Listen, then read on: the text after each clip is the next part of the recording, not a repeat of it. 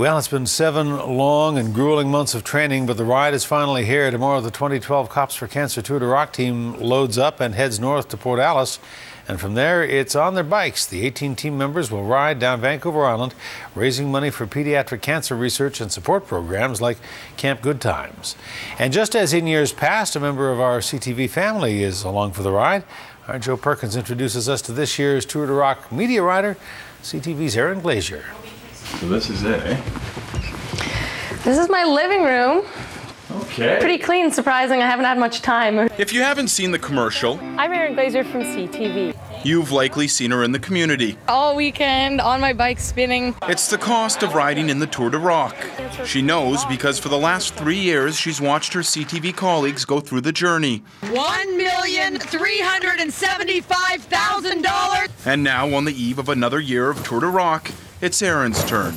Being from Victoria, born and raised, it's such a special thing, and you grow up knowing about the Tour de Rock, and then to ride in it as an adult is really special. As the ribbons on her wall suggest, Erin's specialty is riding horses. What are these from? She also runs marathons. You likely know her best from her work at CTV. But 7 months ago, Erin's life changed when 2009 CTV media writer Hudson Mack delivered a message. We were in the newsroom, he was live on air, and he slid a piece of paper across the anchor desk that said, Tour de Rock, ? For Erin, the decision was easy. When I sat down and wrote down everyone's name in my life who had been touched by cancer, it was 22 people. A number that quickly became 23 when Erin met her junior rider. At 21 months old, Carmen Blomberg was diagnosed with leukemia.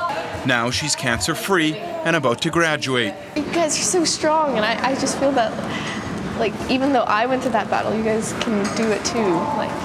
It's a final message of support from someone who's faced the disease head-on. After 7 months of training mixed in with work and fundraising, the tour begins Saturday.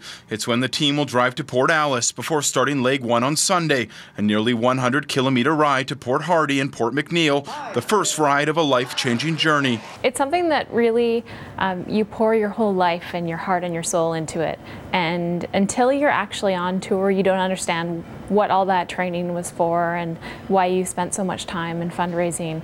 And then you see the people in the communities and you meet the kids that you're riding for. And that's when she says it happens, when the tour gets on the road and into the communities, when everyone's working together to find a cure for childhood cancer, a challenge Erin is ready to take on.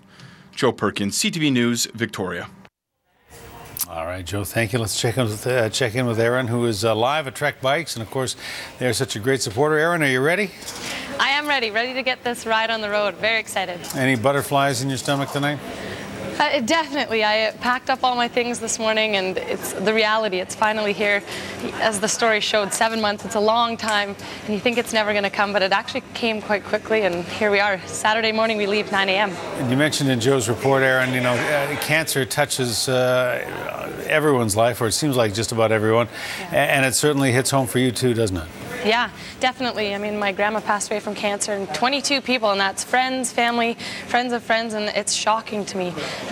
It seems to infiltrate anything and everything, and anything that we can do to sort of make it a little bit easier, especially on kids, is exactly why we're riding.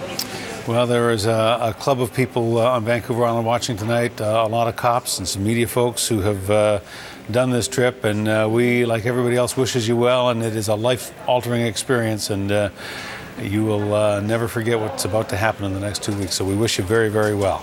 Thank you. Looking forward to it. Good luck.